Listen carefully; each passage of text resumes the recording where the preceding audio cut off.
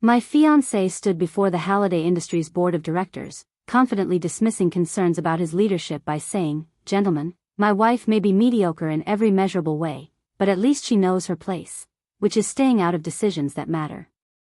He gestured dismissively at the quarterly reports, unaware that I was sitting 3 seats to his left, having joined the meeting remotely with my camera off. I smiled quietly, my finger hovering over the unmute button as his presentation continued to unravel. "Before we jump back in, tell us where you're tuning in from, and if this story touches you, make sure you're a subscriber, because tomorrow, I've saved something extra special for you." And made a note to call my attorney the moment this meeting adjourned. The conference room went silent for exactly 3 seconds after Porter said it. 3 seconds where I watched David Wiggins's face go pale on my screen, where Vivian Jarvis actually set down her pen, where even George Halliday, who'd heard everything in 40 years of corporate warfare, shifted uncomfortably in his chair. Porter didn't notice. He was too busy advancing to his next PowerPoint slide, his confidence filling the room like expensive cologne that had been applied too liberally. "As I was saying," he continued, his voice smooth as the silk tie I'd given him for his birthday last month, "this acquisition requires bold thinking. Not the kind of small-minded risk aversion that, frankly, has held Halliday Industries back for the past decade." I sat in my home office, 3 miles away from that boardroom, watching through my laptop screen with my camera off and my microphone muted. The little name tag at the bottom of my square read, L. Nile, Chair, in the default gray font. Porter had seen that name on the meeting invite a dozen times. He'd even complained about it over breakfast this morning. "Another board meeting," he'd said, scrolling through his phone while I made his coffee exactly how he liked it, double shot, oat milk, precisely 140 degrees. The chairwoman isn't even going to show her face this time. Just joining remotely like she can't be bothered to do her job properly. L. Nile. What kind of leader hides behind initials? I'd smiled and handed him his coffee in the mug that said, "World's Best Fiancé, a gift from his mother." "Maybe she has her reasons," I'd said quietly. "Reasons?" He'd laughed, that particular laugh he developed over the past 2 years, the one that made everything I said sound adorable and stupid at the same time. "Lily, sweetheart, successful people don't have reasons for being mediocre. They have excuses." That word. Mediocre. It had become his favorite lately, always delivered with a little smile that took the edge off, made it sound like affection instead of contempt. Now, watching him gesture at his slides with the laser pointer I'd bought him, I realized he'd been practicing this presentation. The one where he'd tell the board that their chairwoman, me, was holding the company back with her risk-averse, feminine approach to growth. "The market waits for no one," Porter said, and I could hear the prepared rhetoric in his cadence. "And neither should Halliday Industries. This acquisition of Meridian Tech represents everything this company should be: aggressive, forward-thinking, masculine in its execution." Masculine in its execution. I wrote that down in my notebook, adding it to the list I'd been keeping for the past 6 months. David Wiggins cleared his throat on screen. "Mr. Calloway, the financial projections you've provided show a 340% return in the first 18 months. Our analysis suggests that's optimistic." Optimistic? Porter's smile tightened.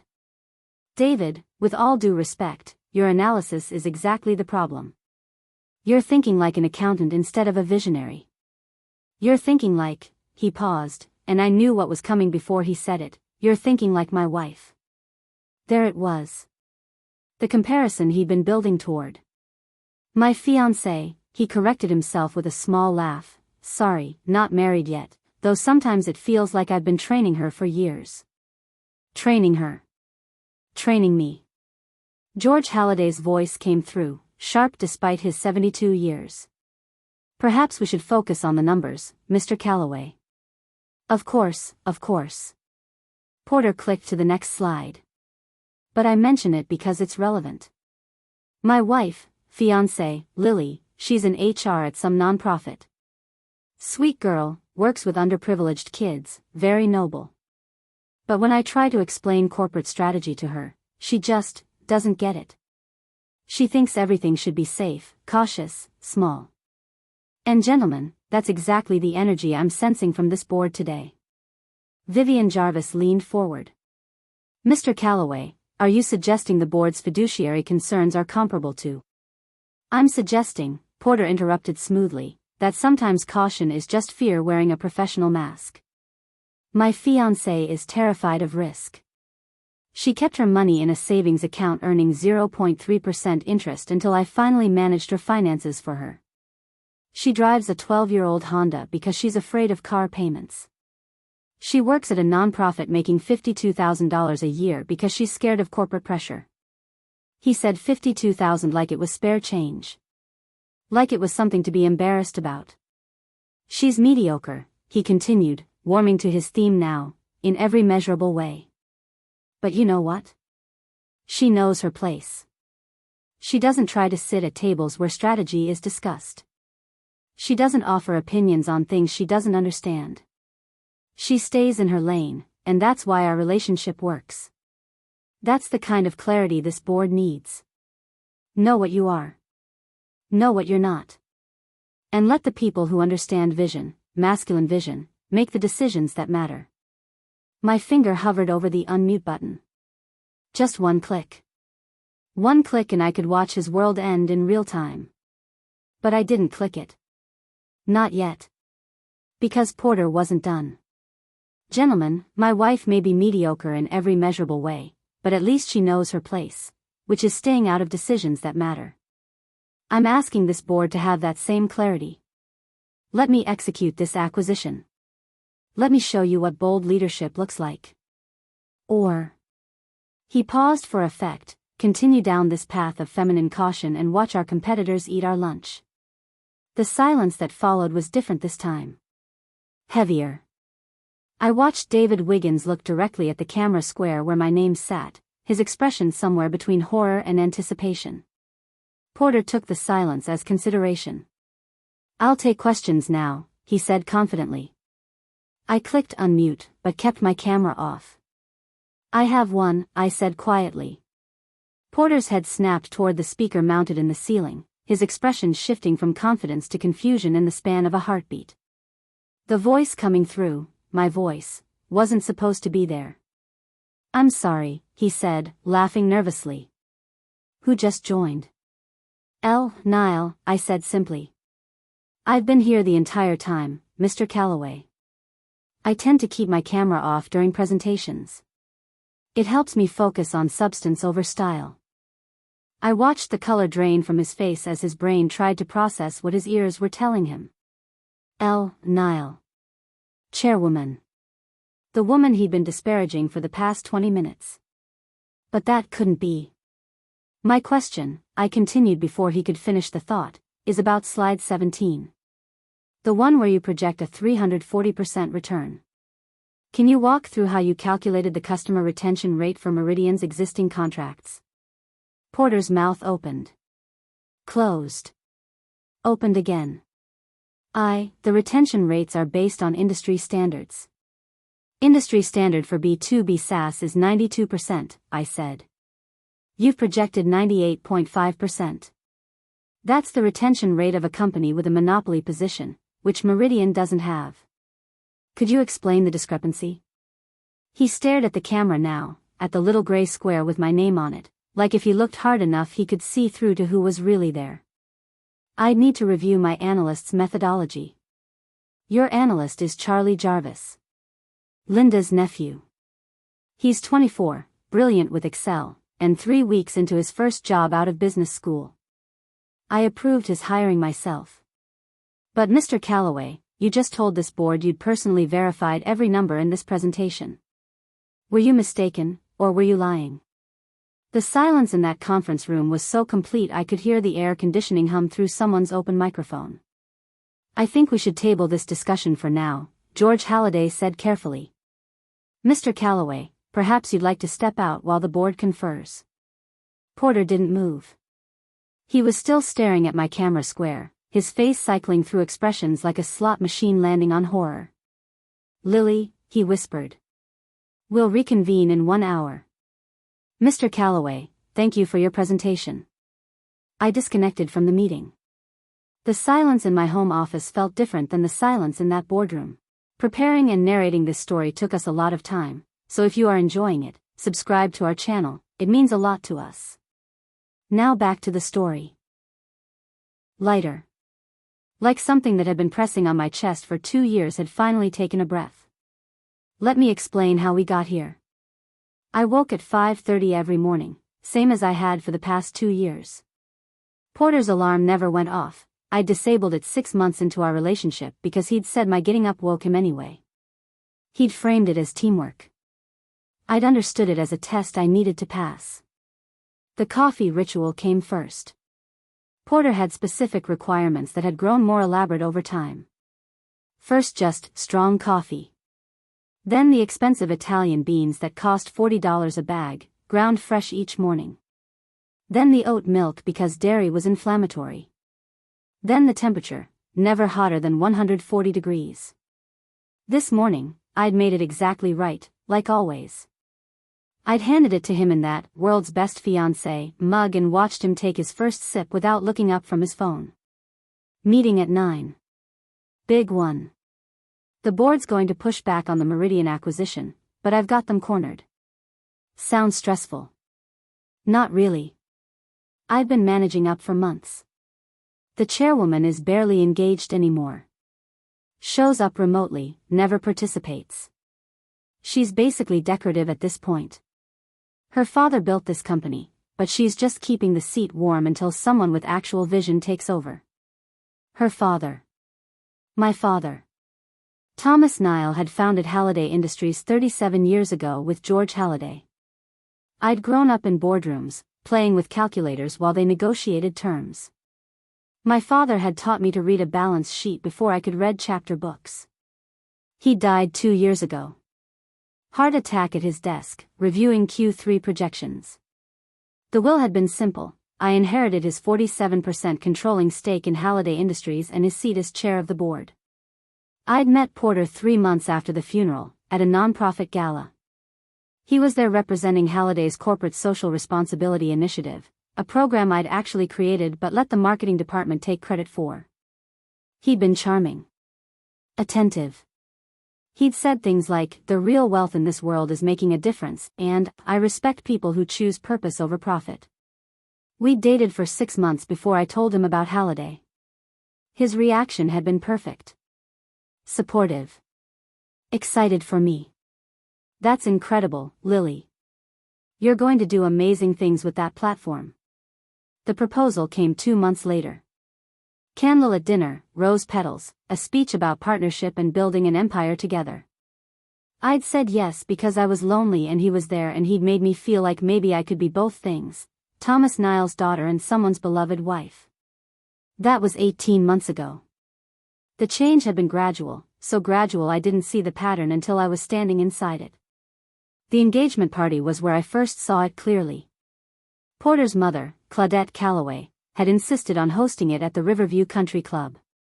She'd called me 3 weeks before to inform me that she'd already put down the deposit and selected the menu. "I know you're busy with your little job at the youth center. So I've taken care of everything. All you need to do is show up and look pretty." The party was on a Saturday evening in late September. I wore a cream dress I'd bought specifically for the occasion. Porter had frowned when he saw it. "Mother got you something to wear. It's in the guest room. She thought you might need options."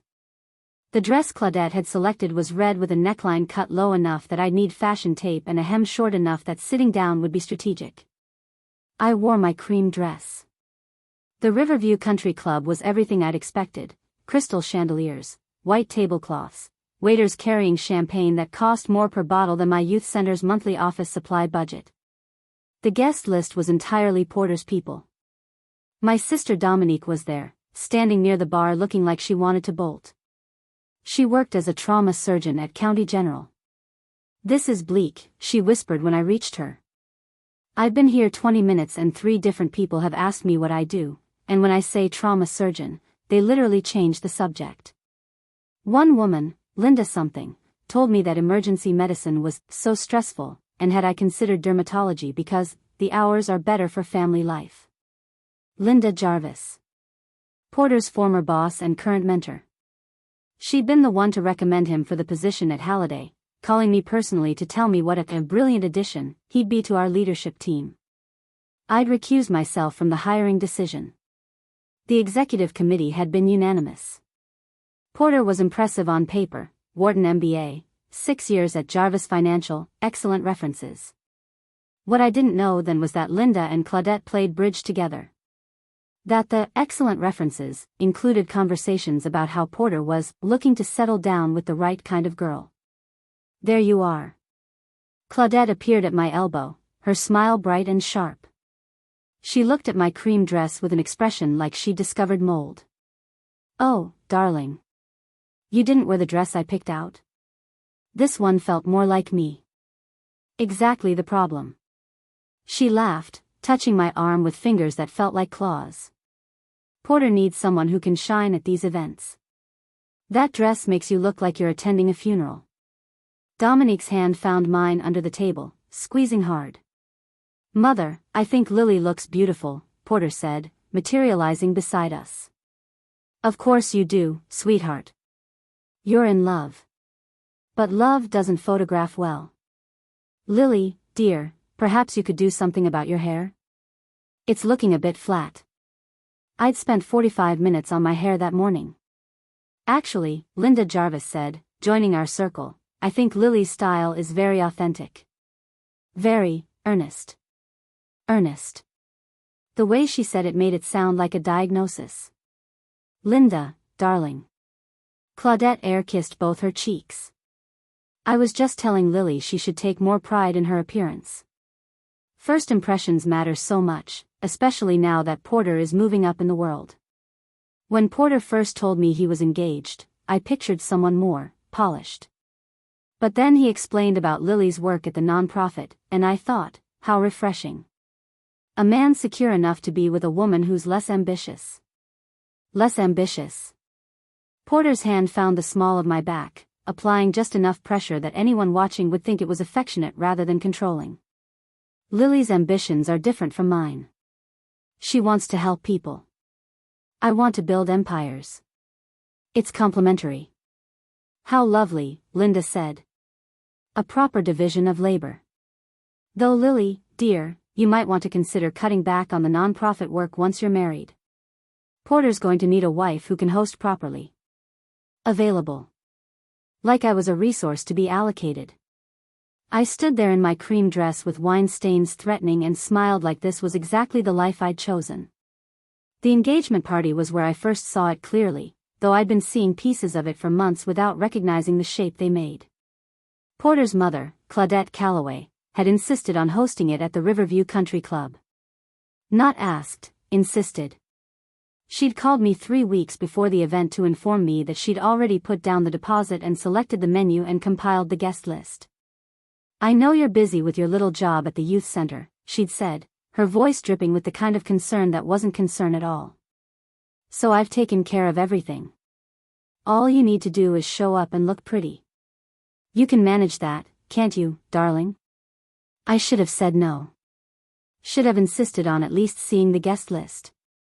But I was tired, exhausted, actually, from a week of budget meetings at Halliday where we'd been negotiating a labor dispute at our manufacturing plant in Ohio. Porter didn't know about those meetings. He thought I spent my days teaching kids how to write resumes. The party was on a Saturday evening in late September.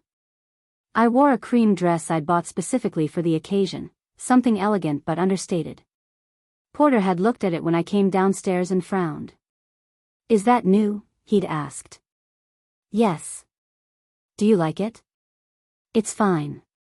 A little plain, maybe. Mother got you something to wear, actually. It's in the guest room. She thought you might need options. The dress Claudette had selected was hanging in a garment bag with a note pinned to it, for my future daughter-in-law. Something more appropriate. Love, Mother C. It was red. Aggressively red.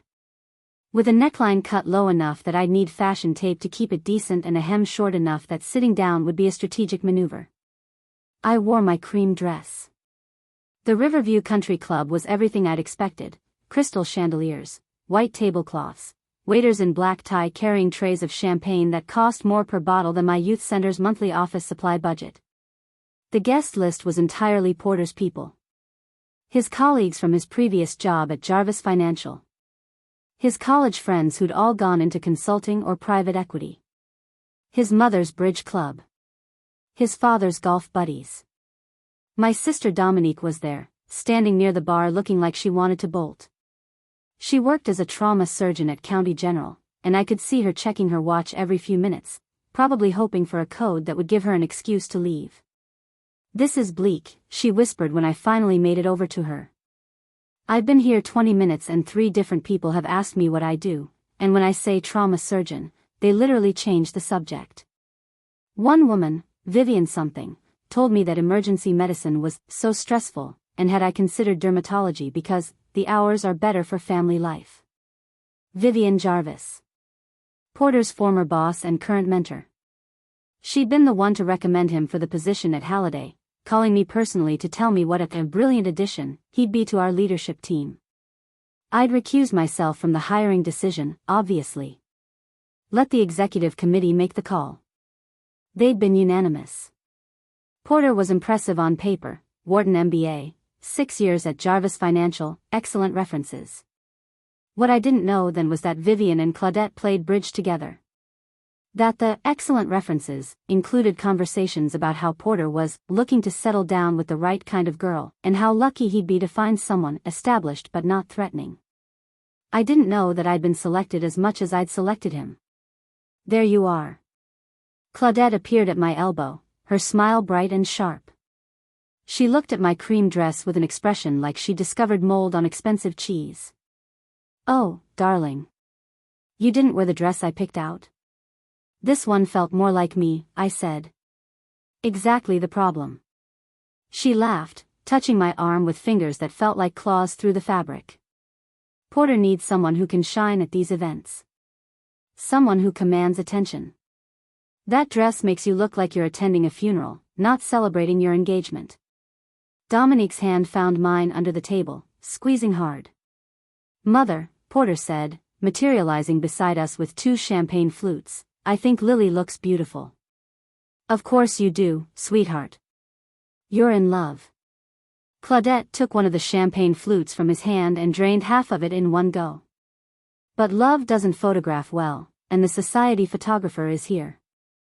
Lily, dear, there's a powder room downstairs. Perhaps you could do something about your hair? It's looking a bit flat." I'd spent 45 minutes on my hair that morning. "Actually," Vivian Jarvis said, joining our little circle with the precision of a shark detecting blood, "I think Lily's style is very authentic." "Very." She paused, selecting her word carefully, earnest. Earnest. The way she said it made it sound like a diagnosis.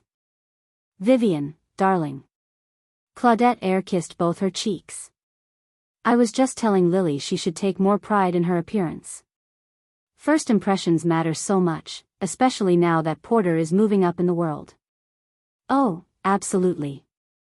Vivian's smile was knife-sharp. Though I have to say, when Porter first told me he was engaged, I pictured someone more polished. But then he explained about Lily's work at the nonprofit, and I thought, how refreshing. A man secure enough to be with a woman who's less ambitious. Less ambitious. Porter's hand found the small of my back, applying just enough pressure that anyone watching would think it was affectionate rather than controlling. "Lily's ambitions are different from mine," he said smoothly. "She wants to help people. I want to build empires. It's complementary." "How lovely." Vivian sipped her champagne. "A proper division of labor. Though Lily, dear, you might want to consider cutting back on the nonprofit work once you're married. Porter's going to need a wife who can host properly. Client dinners, board member events. You'll want to be available." Available. Like I was a resource to be allocated. I found the first email 3 months before the board meeting, on a Tuesday afternoon when I'd come home early with a migraine. Porter wasn't supposed to be home. He'd told me that morning he had client meetings all day, followed by dinner with Stanley Wiggins. "Don't wait up. But his car was in the garage when I pulled in at 2:30, parked at an angle that suggested he'd arrived in a hurry. I found him asleep on the couch in his office, still wearing his suit pants but no shirt, an empty bottle of wine on the coffee table. His laptop was open, screen still glowing. I should have woken him. Should have closed the laptop and gone upstairs. But something about the scene felt wrong. The wine bottle was expensive, a 2015 Bordeaux from the collection my father had left me. Porter knew those bottles were special.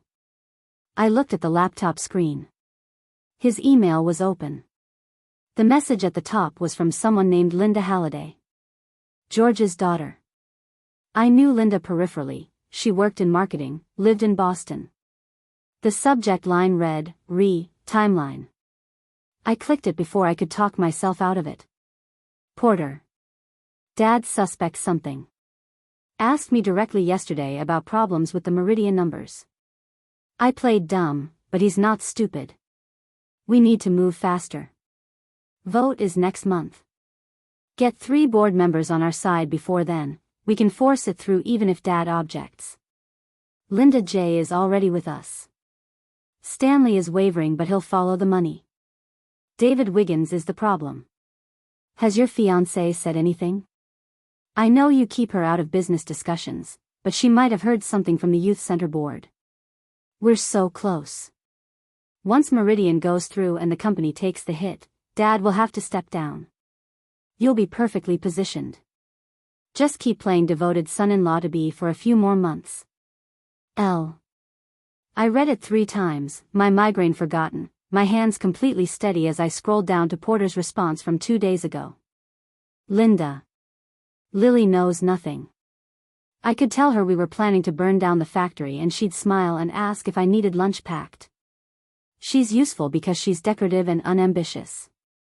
The board sees me with Thomas Niles' daughter and assumes I'm being groomed for leadership.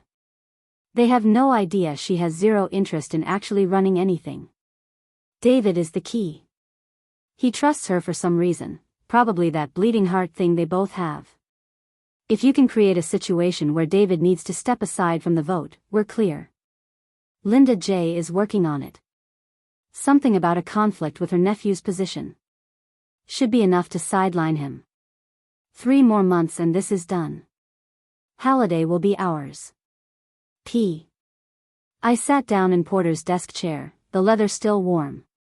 My hands were shaking now, a tremor that started in my fingers and radiated up my arms. They were planning to tank the Meridian acquisition. Deliberately. To make George look incompetent so he'd be forced out. And Porter was using me, my name, my father's legacy, my relationships, as cover. I opened his sent folder and started reading. There were dozens of emails. Months of planning. Porter coordinating with Linda Halliday, with Linda Jarvis, with someone named Joel who appeared to be a lawyer specializing in corporate takeovers. They'd mapped out every step. The Meridian acquisition would be approved over George's objections. The company would be saddled with debt. Quarterly earnings would tank. George would be blamed. Then Linda Halliday would call for new leadership. My father's company. The one he'd built from nothing, working 16-hour days for 30 years. Porter was going to strip it for parts. I pulled out my phone and took photographs of everything. Every email, every document, every spreadsheet showing the real Meridian numbers versus the inflated projections. Then I opened a new folder on his desktop and labeled it, Tax Documents 2023. I downloaded everything into it, boring enough that Porter would never think to open it. My migraine was gone. I felt clear-headed for the first time in months, like I'd been walking through fog and suddenly the sun had burned it away. Porter stirred on the couch, mumbling something incoherent. I closed his laptop, picked up the empty wine bottle, and went upstairs to our bedroom. Then I called my father's attorney. My father's attorney was a woman named Valerie Harkness. She was 63, had been practicing corporate law for 40 years, and had helped my father structure every major deal Halliday had ever done. She was also the only person besides George who knew I'd been sitting in on board meetings remotely for the past 18 months, learning the business while pretending to be just Thomas Niles' grieving daughter. We met at her office downtown the next morning. I'd told Porter I had a dentist appointment. Valerie didn't waste time on pleasantries. She pulled up the photographs I'd sent her and studied them in silence for 10 minutes while I sat across from her desk. Finally, she looked up. He's going to destroy the company. I know. The Meridian numbers are fabricated. If this acquisition goes through at the price he's proposing, Halliday will be underwater within 2 quarters. I know. And you're engaged to this man. Not for much longer. Valerie leaned back in her chair. What do you want to do, Lily? I want to stop him. I want to protect my father's company. And I want him to know, right before it all falls apart, exactly who I am. A smile ghosted across her face. Then we need to be strategic. Porter's scheduled to present the Meridian acquisition to the board next month. If we move too early, he'll cover his tracks. Too late, and the damage is done. What do you suggest? Let him present. Let him make his case. Let him feel confident. She pulled up her calendar. But before that meeting, we need to build your position. Right now, the board sees you as Thomas's daughter filling a seat. We need them to see you as the chairwoman. Over the next 3 weeks, I became a different person. Or maybe I became myself again. Valerie introduced me to Joel Wiggins, David's younger brother and a forensic accountant who specialized in corporate fraud. He was 42, methodical, and had a talent for finding money that didn't want to be found. We met at a coffee shop in a neighborhood where none of Porter's circle would venture. Joel spread the Meridian analysis across the table like a map of buried treasure. The customer retention rate is impossible. Nobody maintains 98.5% retention in a competitive market. He's also inflated the average contract value by about 30%. Look here, he's counting potential upsells as guaranteed revenue. Can you document all of this? Already done. I can also show you where the real numbers came from. He pulled up another spreadsheet. Charlie Jarvis, Linda's nephew, did the original analysis. It was honest, conservative, showed maybe 15% return over 5 years. Someone went in and changed every significant figure. The edit history shows it was done from Porter's laptop. I photographed everything while Joel ordered us more coffee. There's something else. Linda Halliday has been moving money. Small amounts, different accounts, but it follows a pattern. She's preparing for something. My guess? She's planning to short Halliday stock right before the Meridian announcement tanks the share price. That's stock fraud. It's also very hard to prove unless you know exactly what to look for. He slid a flash drive across the table. Everything's on here. Trading patterns, account transfers, email timestamps. If she makes a move, we'll have her. My sister Dominique was the hardest conversation. I met her at her apartment after her shift at County General. She answered the door still in her scrubs, exhausted in the way only trauma surgeons can be. You look different. Less. She searched for the word. Diminished? Yeah. That. I told her everything. The emails, the plan, what Porter had said about me in his messages. When I finished, she was quiet for a long time. I never liked him. At your engagement party, he introduced me to someone as Lily's sister, the one who didn't get the family money. Like my entire career was consolation prize. I didn't know he said that. You weren't supposed to hear it. That's how men like Porter work. They say one thing to your face and another behind your back. She made tea while I sat at her kitchen table, and when she came back, her expression had shifted from exhaustion to something sharper. What do you need from me?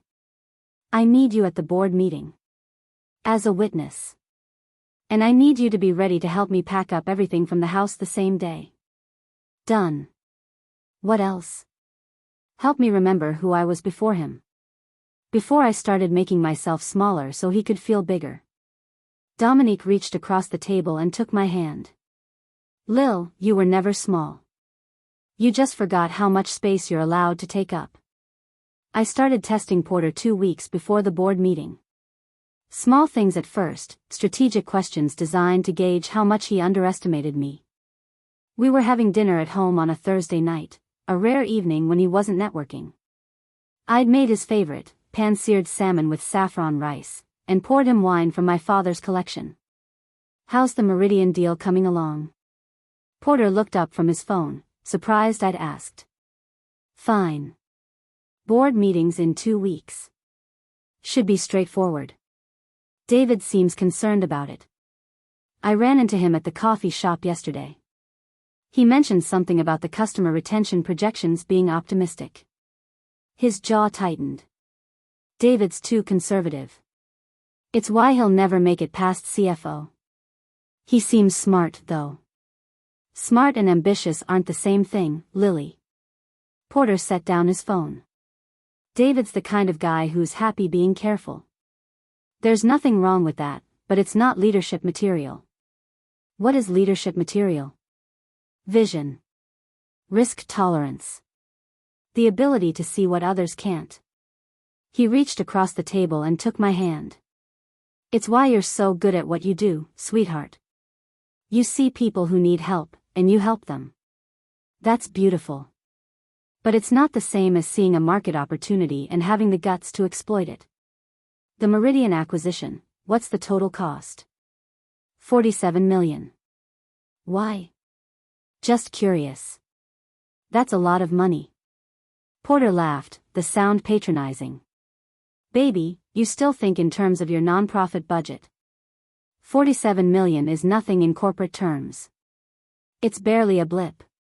But if it goes wrong..." "It won't go wrong." His hand tightened on mine. "This is exactly what I mean about perspective. You're thinking about risk because you're wired to be afraid. I'm thinking about reward because I'm wired to win. Can you see the difference?" I could see it perfectly. He thought fear and caution were the same thing. "You're right. I don't really understand the corporate side of things. And that's okay." His smile returned. "You don't need to understand it. That's what I'm here for. You focus on your kids at the youth center, and I'll focus on building the empire that funds it. Partnership, right?" Partnership. The word he used when he meant hierarchy. The next test came 3 days later. Porter's mother had invited us to brunch at the country club, a command performance disguised as a casual family meal. Claudette was already seated when we arrived, holding court at a table near the windows with Linda Jarvis beside her. They were laughing about something, heads bent together like conspirators. "There's my successful son," Claudette said, standing to kiss Porter's cheeks. "And Lily. How casual you look today." I was wearing slacks and a sweater. Porter was in a polo shirt and khakis. But somehow my casual was worth commenting on. "I came straight from the youth center. We had a Saturday morning program." "Still doing that?" Linda's eyebrows rose. "Porter, darling, I thought you were going to talk to her about scaling back.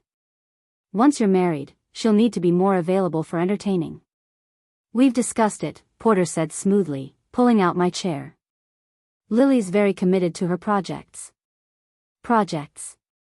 The youth center served 400 kids a year. We'd placed 83 teenagers in summer internships last year alone.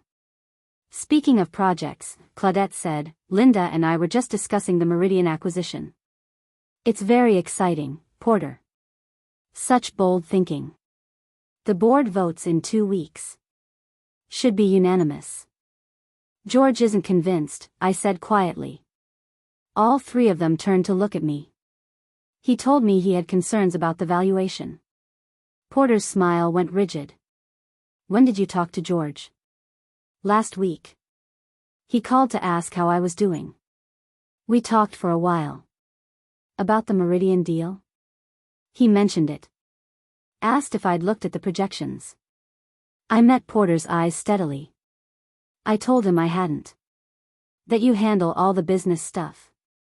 The tension in his shoulders relaxed. "George is old school. He's afraid of aggressive moves. But the rest of the board sees the vision." "Does the chairwoman see it?" Linda asked, her voice light but her eyes sharp. Niall? Porter laughed. She barely shows up to meetings. Last 3 have been remote with her camera off. I don't think she cares about anything except collecting her inheritance. I took a sip of water. That seems irresponsible. Shouldn't a chairwoman be more engaged? Should be, yes, Claudette said. But Thomas spoiled that girl rotten. Gave her the position out of sentiment, not merit. That girl. My father's daughter. Me. Maybe she'll surprise you.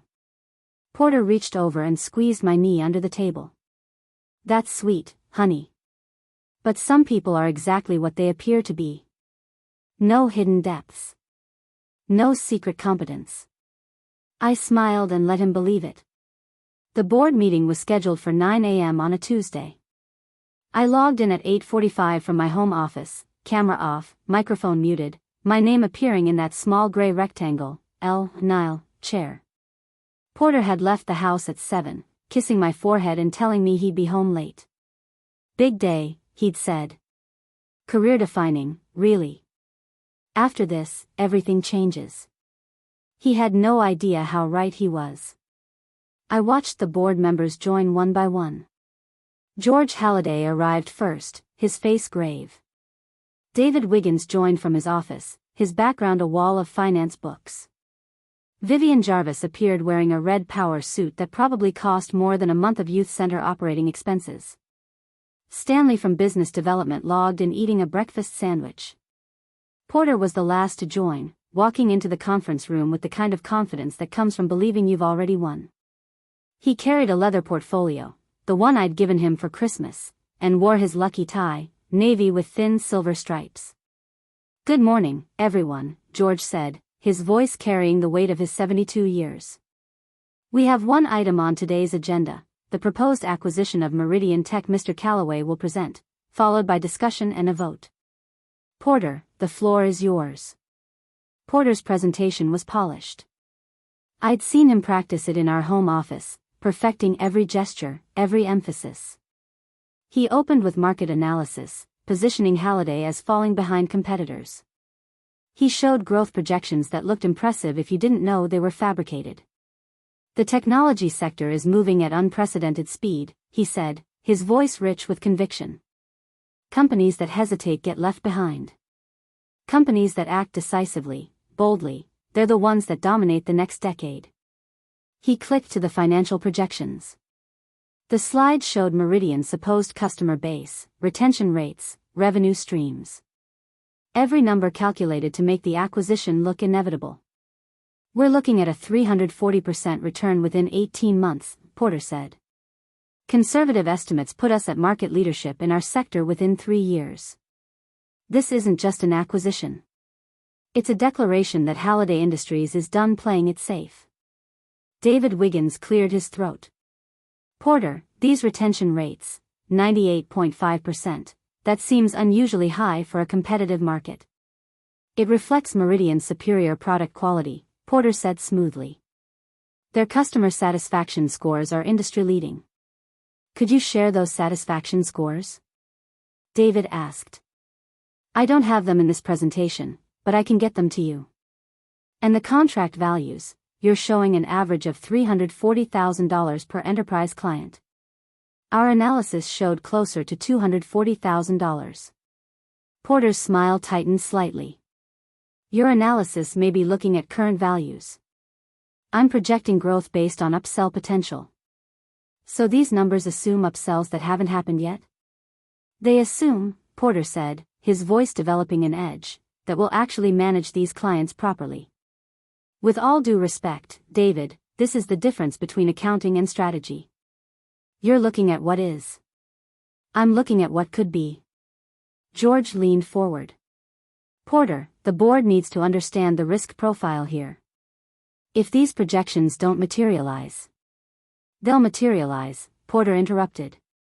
Unless we approach this with the same timid, risk-averse mindset that's been holding this company back for the past decade. The conference room went silent. You didn't interrupt George Halliday. Not in his own boardroom. Not when he'd built half the company with his bare hands. I apologize, Porter said quickly. I'm just passionate about this opportunity. George, you built something incredible here. But the market has evolved. We need leadership that understands modern strategy, not legacy thinking. Legacy thinking. He meant my father. He meant the 30 years of careful, steady growth that had built a company worth $300 million. Perhaps, Vivian said, her voice silk over steel, we should hear from our chairwoman. Niall, you've been very quiet. Do you have thoughts on this acquisition? This was it. The moment they'd planned. Vivian asking a question to an absent chairwoman, demonstrating that leadership was lacking, setting up Porter's narrative about the board needing new vision. Porter actually smiled. Our chairwoman rarely participates in these discussions. I think she prefers to observe rather than. I have several questions, I said. Porter's head snapped toward the ceiling speaker. Around the table, board members shifted in their seats. George's expression remained carefully neutral, but I saw the corner of his mouth twitch. My first question, I continued, is about slide 17, which Mr. Calloway just presented. The customer retention projection of 98.5%, that's higher than industry standard by 6 percentage points. Could you explain the methodology behind that calculation? Porter stared at the camera, at my gray name box, like he could force it to reveal who was speaking. The methodology is based on Meridian's historical performance. Meridian's actual retention rate last year was 91.2%, I said. I have their audited financials in front of me. So either your analyst made an error, or you deliberately inflated the numbers. Which is it? I'd need to review. Let me help you review. Slide 19 shows average contract value of $340,000. Meridian's actual average is $238,000. Slide 22 projects 18-month ROI of 340%. Industry standard for similar acquisitions is 85 to 110%. Every significant figure in this presentation has been inflated by roughly 30 to 40%. Would you like to explain why? Porter's face had gone white. I don't know who you think you are. I know exactly who I am, I said. But I'm curious if you do. You've spent the last 20 minutes telling this board that Halliday needs bold leadership. That we need someone who understands modern strategy. Someone who isn't held back by legacy thinking or feminine caution. I believe those were your words. George was smiling now, not even trying to hide it. You also said, I continued, my voice steady, that your fiancé is mediocre in every measurable way. That she knows her place. That she stays out of decisions that matter. I'm very interested in hearing more about that. This mediocre fiancé of yours, what does she do exactly? Porter's mouth opened. Closed. No sound came out. Let me help you again, I said. She works at a nonprofit making $52,000 a year. She drives a 12-year-old Honda. She's afraid of risk and doesn't understand corporate pressure. She's so unsophisticated that you have to manage her finances for her. Did I get all of that right? I turned my camera on. Porter's face went through a series of expressions in rapid succession: confusion, recognition, disbelief, and finally, pure horror. Around the table, the other board members had varying reactions. Linda Jarvis's champagne flute of water stopped halfway to her mouth. Stanley's breakfast sandwich hung forgotten in his hand. George just leaned back in his chair, arms crossed, waiting. Hello, Porter, I said. Surprise. Lily. His voice came out strangled. You've been here the whole time? Every board meeting for the past 18 months. Camera off, learning the business my father built. The business you're trying to destroy. I pulled up a document on my screen and shared it with the meeting. These are Meridian's actual financials. The real ones, not the fantasy versions you presented. Joel Wiggins verified them last week. Would you like to walk the board through the discrepancies, or should I? Porter looked around the room like a trapped animal searching for an exit. This is a misunderstanding. Lily, if you'd just let me explain. I'd love an explanation. Let's start with this. I pulled up another document, the email chain between him and Linda Halliday. These are your emails discussing how to tank this acquisition deliberately. How to saddle the company with debt so George would be forced out and you could take control. Would you like me to read them aloud, or should I just forward them to the SEC now? Linda Jarvis set down her water glass carefully. Lily, I think there's been some confusion. Ms. Jarvis, you're copied on 14 of these emails. The ones discussing how to manipulate the board votes. How to create a conflict of interest to force David to recuse himself. How to use my name and my father's legacy as cover while you three strip the company for parts. I pulled up another screen. I also have documentation of Linda Halliday's trading activity. She's been positioning to short Halliday stock the day after this acquisition was announced. That's textbook stock fraud. Stanley had stopped eating entirely. Jesus Christ. George knew something was wrong, I continued. He came to me 3 weeks ago, said the numbers felt off. Asked if I'd looked at them. I told him I hadn't, because I needed Porter to present this exact proposal to this exact board so everyone could see what he really is. Porter found his voice. You set me up. You lied. I did exactly what you've been doing for 2 years. I let you underestimate me. I let you believe I was too small, too scared, too mediocre to understand what you were doing. I smiled, and it felt like shedding a skin I'd been wearing too long. The difference is, I was gathering evidence while you were getting sloppy. David Wiggins spoke for the first time, his voice quiet. Lily, how long have you known? About the Meridian fraud? 3 weeks.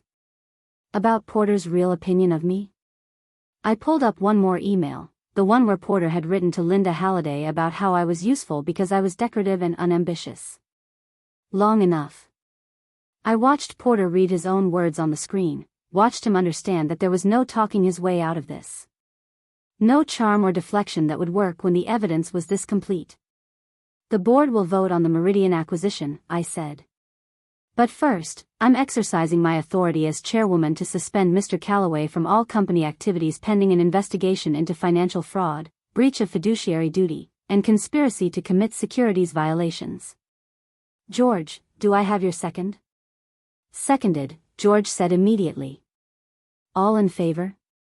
Every hand went up except Linda Jarvis's.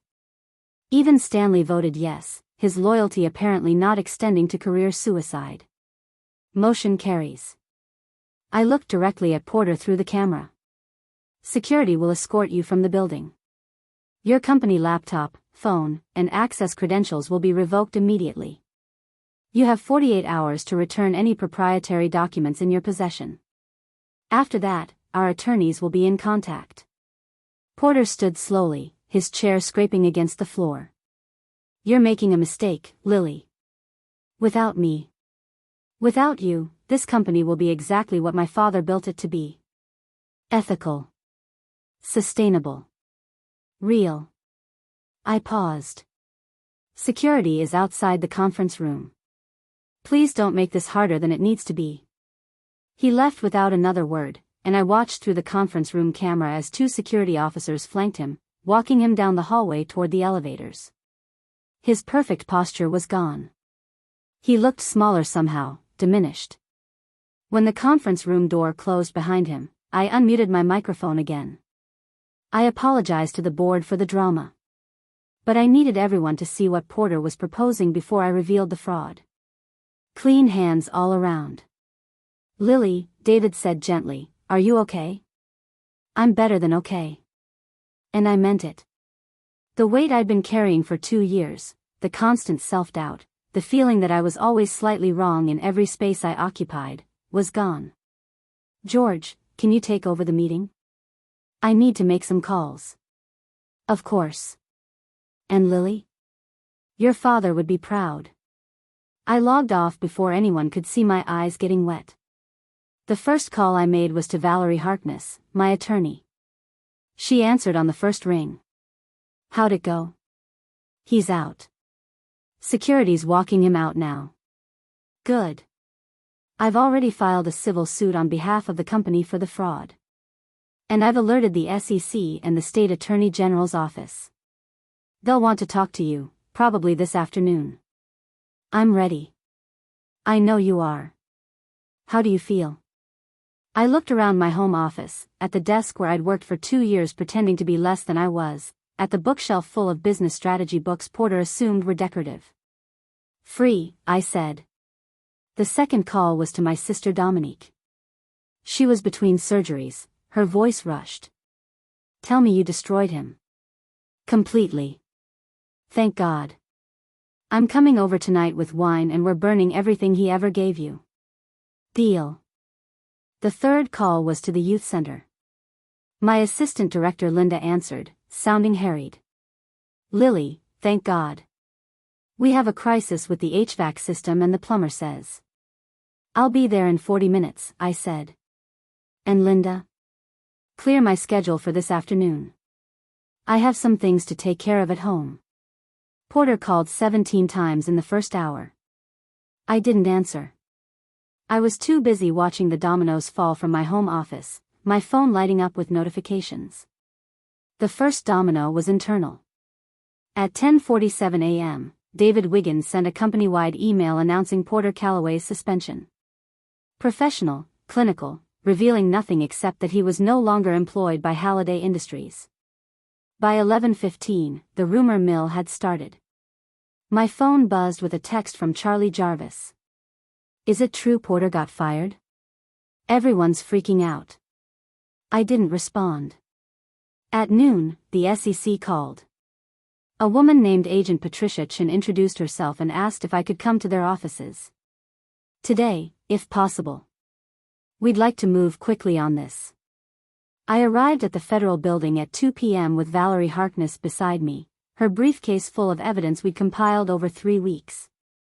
Agent Shen was younger than I expected, maybe 40, with sharp eyes and a firm handshake. Ms. Nile, thank you for coming in. We've reviewed the preliminary documents your attorney sent over. This is substantial. It's everything, Valerie said. Email chains showing premeditated fraud. Financial analysis proving the projections were fabricated. Trading records showing Linda Halliday positioning to profit from the company's decline. Agent Shin pulled up the emails on her computer. Mr. Calloway was quite detailed in his communications. Arrogant people usually are. They don't think they'll get caught. And Ms. Halliday's trading activity, your forensic accountant flagged patterns going back 6 months. She's been building a short position gradually, staying just under reporting thresholds. Until this week, Valerie added. She got greedy. Doubled her position 3 days ago. Agent Shen made notes. We'll need you to testify, Ms. Nile. This is going to trial. I'm ready. By the time I left the federal building, it was 4:30 and my phone had exploded. 23 missed calls.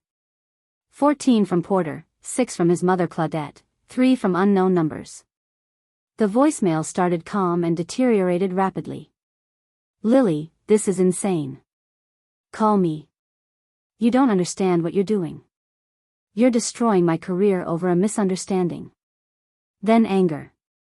You set me up. You planned this. Everyone knows you're doing this because you're insecure. By voicemail 17, his voice had cracked. The SEC called. They're freezing my accounts. Lily, please. I'm sorry. Whatever I said in those emails, I didn't mean it. You know I love you. I deleted them all. At 5 p.m., my sister Dominique arrived at my house with 2 duffel bags and a bottle of wine. Moving day. Where do we start? We started with his closet. Every expensive suit, every designer tie, every pair of Italian leather shoes went into boxes. His cologne collection went into a separate box. You're not throwing this away, right? Dominique held up a cashmere coat. This is like $3,000. Goodwill. Let someone who actually needs it have it. We worked systematically through the house.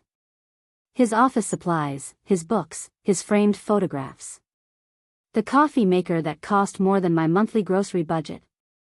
By 7 p.m., we had 14 boxes stacked by the front door and the house looked lighter. "What about the ring?" Dominique asked, gesturing to my left hand. I looked down at the 2-carat diamond, the platinum band. I'd worn it for 18 months, felt its weight every time I reached for something. I took it off. Placed it in a small jewelry box with a note, "Returns must be accompanied by original receipt." "Perfect," Dominique said. My phone rang. Unknown number. I answered this time. "Is this Lily Nile?"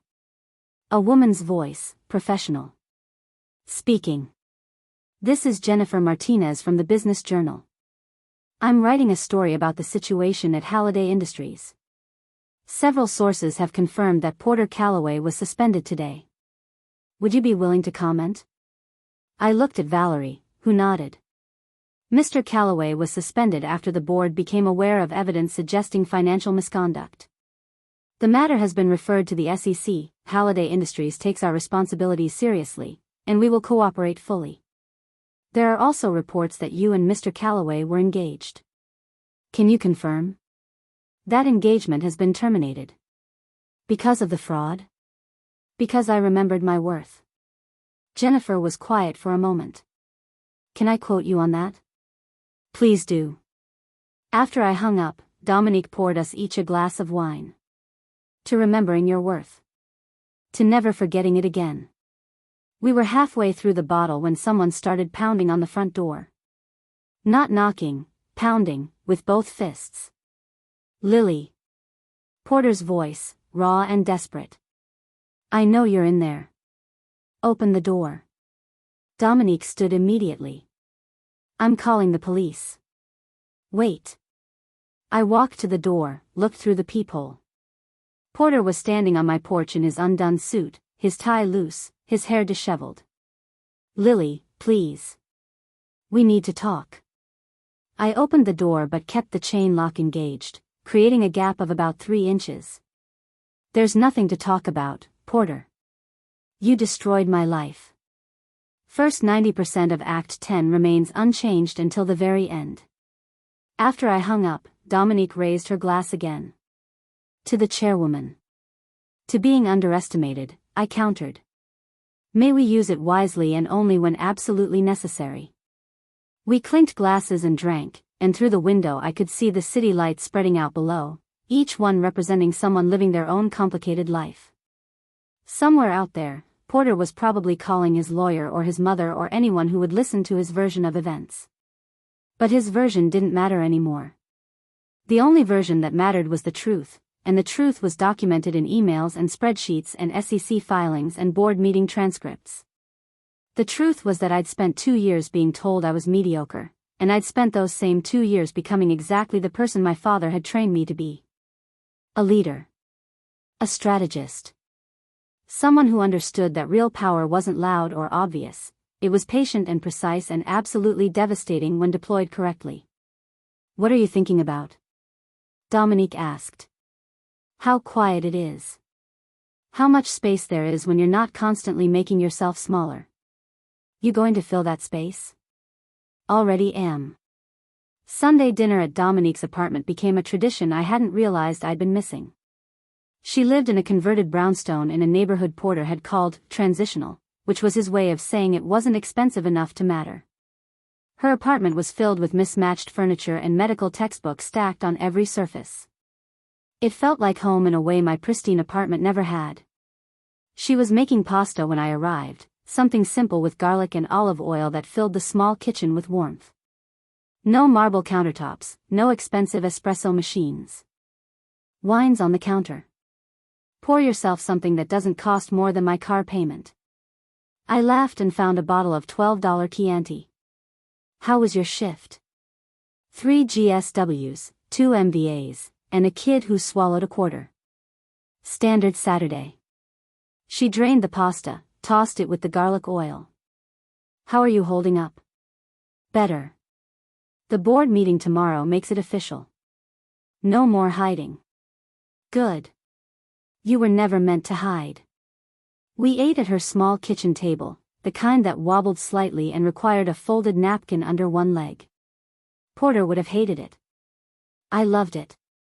I found something of Dad's in his desk at the office. I've been going through his things, the stuff that's been in storage since he died. I pulled out a small box. Inside was my grandmother's emerald ring, simple gold band with a small stone. And beneath it, a letter in his handwriting, addressed to me. Have you read it? Dominique asked quietly. Not yet. I wasn't ready. I unfolded the paper, my father's precise script filling the page. Lily. If you're reading this, I'm gone, and I'm sorry I couldn't tell you these things in person. I was never good at the emotional conversations. Your mother always said I loved spreadsheets more than people, but she was wrong. I just knew how to read spreadsheets. People were harder. You're probably wondering why I left you the company. Here's what I know. Competence isn't about choosing the biggest stage. It's about understanding your impact and choosing how to use it. You have a gift for seeing people clearly. For understanding what they need and what they're capable of becoming. That's leadership. The kind that matters more than quarterly earnings or market share. The board thinks I gave you the chairwoman position out of sentiment. Let them think that. You and I both know the truth. I gave it to you because you're the only person I trust to protect what we built. Not just the profits, but the people. You'll doubt yourself. People will make you doubt yourself. Men especially will assume your inheritance is proof of your inadequacy rather than my confidence. Don't let them. Be patient. Be strategic.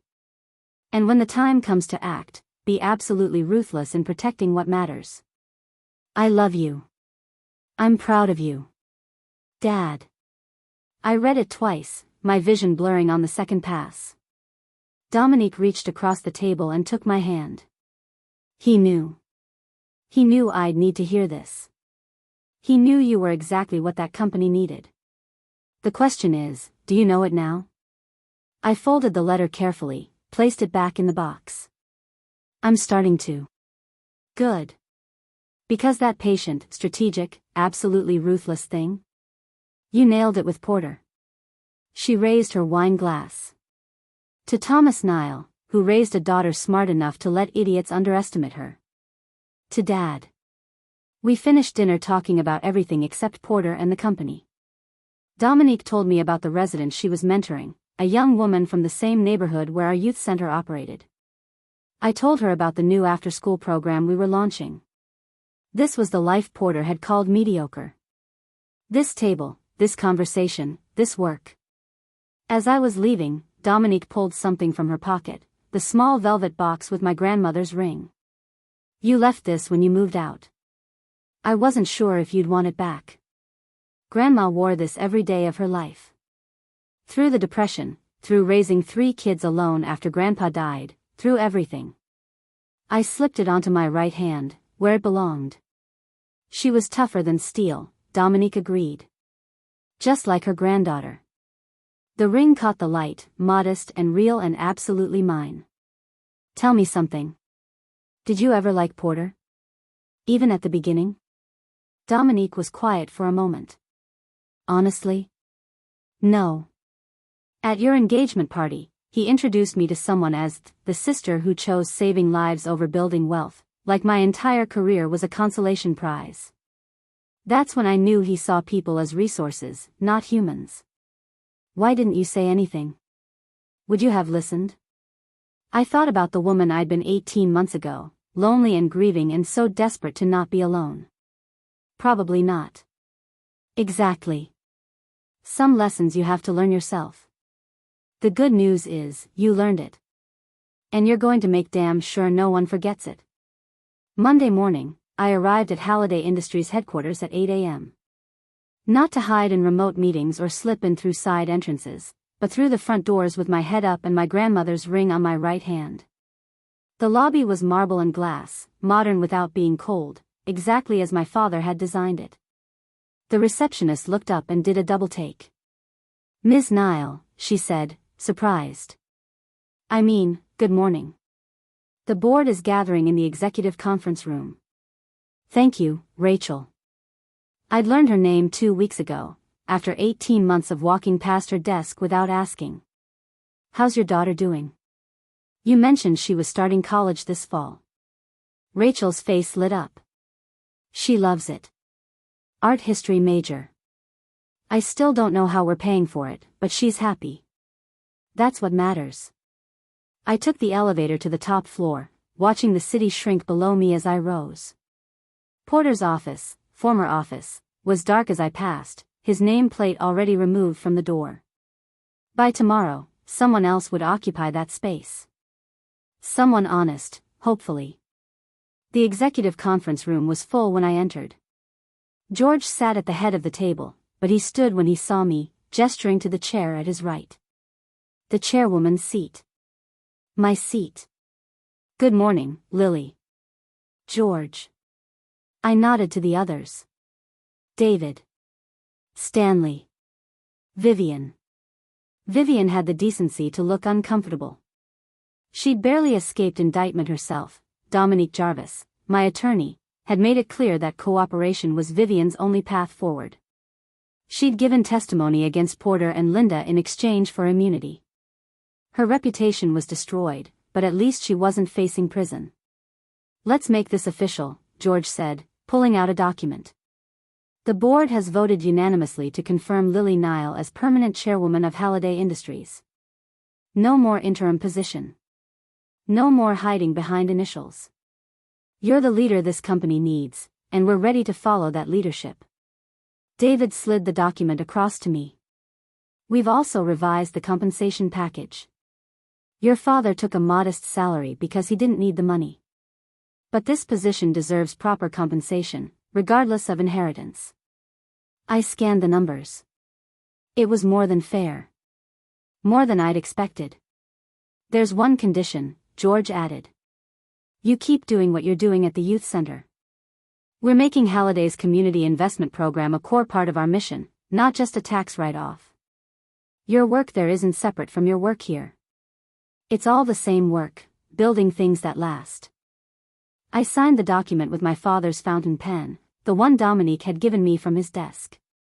My signature looked different somehow, more confident, taking up more space on the page. Thank you, I said. All of you. This company was my father's legacy, but it's also his gift. I won't waste it. After the meeting, I drove across town to the youth center. The building was old, needed a new roof and better heating, but it was full of life in a way that glass towers never were. Kids were already arriving for the after-school program, backpacks bouncing, voices echoing off the walls. Miss Lily. A girl named Charlie ran up to me, nearly knocking me over with her hug. You're back. Linda said you had important meetings all week. I did. But this is important too. More important than business meetings? I thought about Porter's voice saying the opposite, about the years I'd spent believing that my work here was somehow less valuable because it didn't generate profit. Just as important, I told her. Different kinds of important. Linda, my assistant director, appeared from the office carrying a stack of permission slips. Lily, thank God. The field trip to the museum is Friday and we're 3 chaperones short and the van rental fell through Anne. I'll chaperone. And I'll handle the van. I pulled out my phone. Actually, I know someone at Halliday who coordinates our fleet vehicles. Let me make a call. 10 minutes later, we had a company van reserved for Friday, plus a backup vehicle. Linda stared at me. How did you just do that? Turns out I know people. I smiled. Turns out I've always known people. I just forgot I was allowed to ask them for help. The afternoon session was chaotic in the best way. 23 kids between ages 8 and 14, working on college application essays, building resumes, learning how to shake hands properly for job interviews. This was Porter's mediocre work, helping kids who'd been told they weren't college material learn to see themselves differently. At 4:30, Charlie approached my desk with her essay draft. Can you read this? It's about my mom. I read it carefully. Her mother worked 3 jobs to keep them in a safe neighborhood. Cleaned offices at night, worked retail during the day, drove for a rideshare service on weekends. Never complained, always made sure Charlie had what she needed for school.